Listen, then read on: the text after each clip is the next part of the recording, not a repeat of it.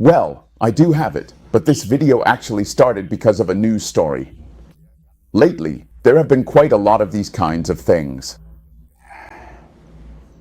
Casualty incidents. This one is a natural disaster, including things like the boat capsizing in Halong Bay.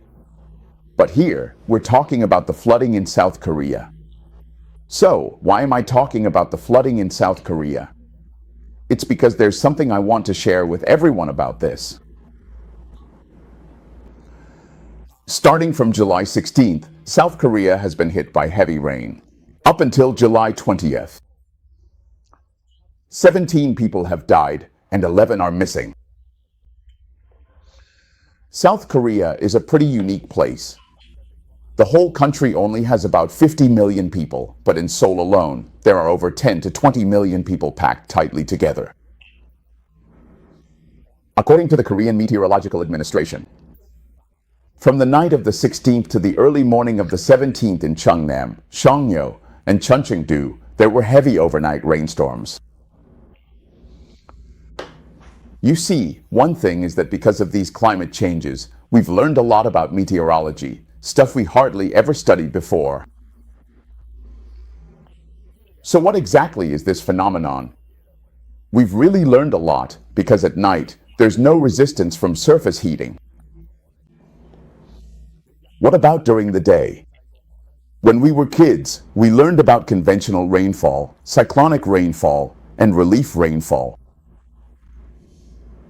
But this one, it happens at night. So, theoretically, convective rainfall, how does it relate to buildings? It should be that during the day, the air rises and then falls, right? But that's not the case here, is it? At night, without surface heating, the air doesn't rise up. So, as a result, it can't block those low-level jets. Those low-level jets, they bring in tropical moisture, so it rains at night. When the ground isn't hot, during the day, the heat blocks the tropical air currents, but if there's not enough upward movement, the air just comes down, so it rains at night. This is called nocturnal heavy rain. In some areas, accumulated rainfall hit over 800 millimeters. Many landslides hit the mountains, and flooding hit towns and cities. The capital, Kwanjing, was also hit hard. As for the flooding, in this Tushalu area, 8 people died, every one of them. In Gwangju, historically, they've always been vigilant about flood prevention, but this time the river defenses were breached, and the river water surged onto the streets. An elderly man was swept away but was luckily rescued. Fortunately, he was saved right there on the street. Let me finish by saying, this time the rain lasted for 5 days, with the rain belt moving from south to north. The rainfall intensity reached up to 115 millimeters per hour, which far exceeds the current drainage and sewer system design capacity. This is the first point I want to make. Most cities, in most places, their drainage calculations simply didn't account for such extreme weather. Because, if you started planning these systems decades ago, you couldn't have predicted how intense and severe today's extreme weather would be. People keep saying, we haven't seen anything like this in 100 years, and that's exactly it. The root cause of the weak flood prevention and drainage systems is that Seoul covers such a huge area. The whole place is paved over, so rainwater can't soak into the ground, and that's why the current sewer network is the way it is. All the rain that can't soak in just rushes straight into the sewers, and the network gets overwhelmed really quickly. Then, with sewage backing up, the disaster gets worse. Sewage overflows and mixes with clean water, making it really easy for outbreaks to happen. Disaster prevention policies. For a long time, the focus has always been on post-disaster measures. Why? Because if you want to upgrade the infrastructure, it costs a lot of money. You might have to tear down some buildings and do a lot of work. There's just not enough capital investment in the stormwater drainage system. Aging pipes and lack of maintenance have led to reduced drainage capacity, which is the main reason for flooding in the city. I still remember, back in the 1980s, it left a deep impression on me. In places like Mong Kok and Wan Chai, the flooding was so bad that I had to carry my daughter on my back and walk several blocks just to get away. That's how serious it was. But now, you don't see this kind of situation in Hong Kong anymore. Much money has been invested to make improvements. Areas with serious past flooding, Wan Chai, Mong Kok, Sai Wan, no longer flood. A few places still experience it. It's hard to avoid completely, like Hang Fa Chen and Tai O, which still flood often. There are always going to be some places, but basically, this is the result of investing tens of billions into these projects. In densely populated places like Seoul, first of all, they're not willing to spend that much money because these things don't show results in the short term and flooding doesn't happen all the time. Secondly, it's really complicated because you have to dig up a lot of roads. It causes inconvenience for people, so they just don't want to do it. They don't want to take on these kinds of projects. There's a lack of basic hydrological and physical management principles. They haven't properly calculated how the water will flow. And there's no dynamic risk management mechanism in place. Taiwan still gets flooded. No matter how it's fixed, it's always the same. They haven't updated their design standards or implementation processes in response to the trend of extreme rainfall. It's just that you don't dare to do it. If you factor in even more intense numbers, rainfall coming down even more frequently and heavily, how are you going to handle drainage?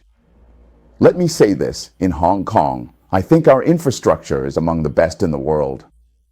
Look at those flyovers. Basically, in Hong Kong, except for the cross-harbor tunnels, you never get stuck in traffic, right? If I go from one point to another, not even talking about going all the way to the Western New Territories, it only takes about half an hour. It's really fast.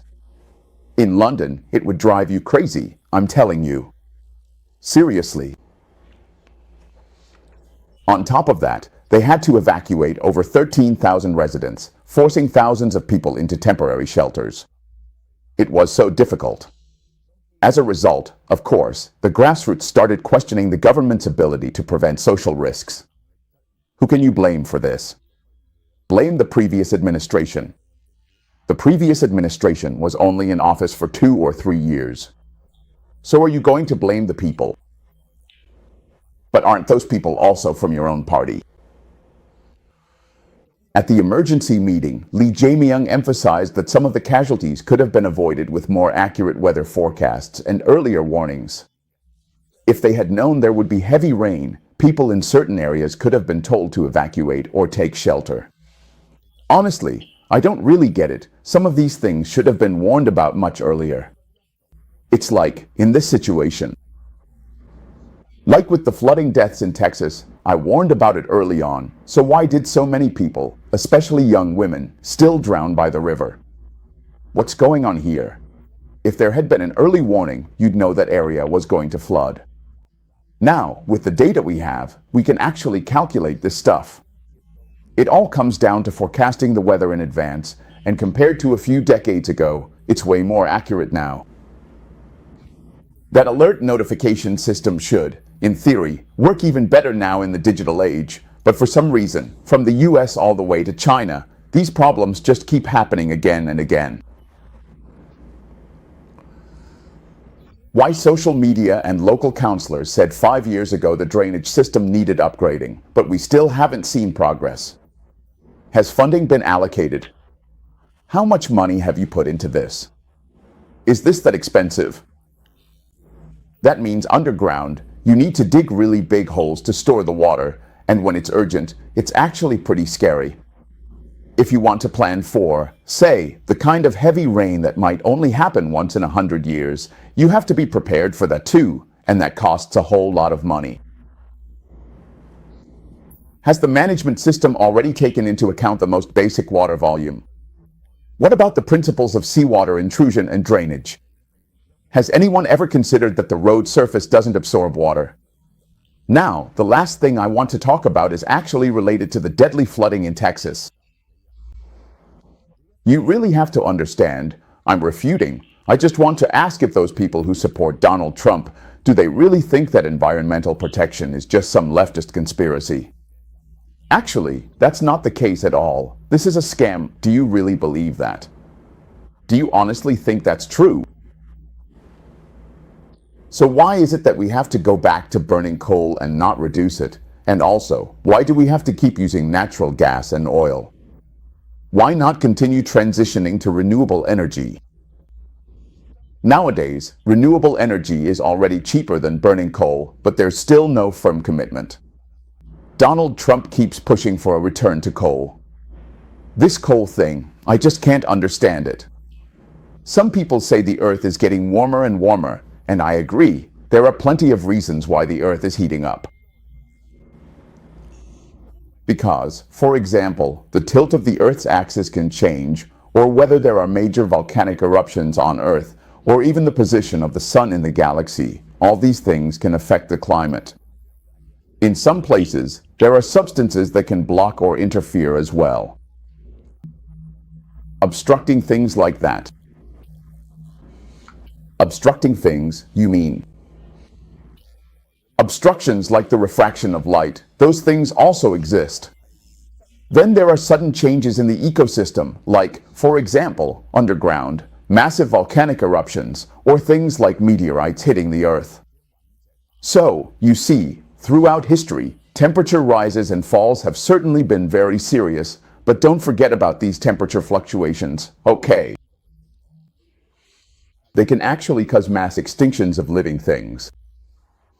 So this time, out of the 11 times in history when temperatures have risen, this is the only one caused by humans. Therefore, we have the ability to stop it. If we stop creating emissions or reduce them, it's in our own hands. And this has never happened before in history. Human civilization is actually very fragile, and the more advanced it gets, the more fragile it becomes. Just look at things like the power grid. Everything is interconnected. Take Fukushima as an example. You can see how vulnerable nuclear power plants are and how big a disaster it can cause. The more advanced a place is, the more fragile it is, because the whole power grid, transportation, and everything else are all so closely linked that if one thing goes wrong, it affects everything. And then there's the internet. In the past, when it got really hot or really cold, a lot of living things would just die off. Species could go extinct at any time, right?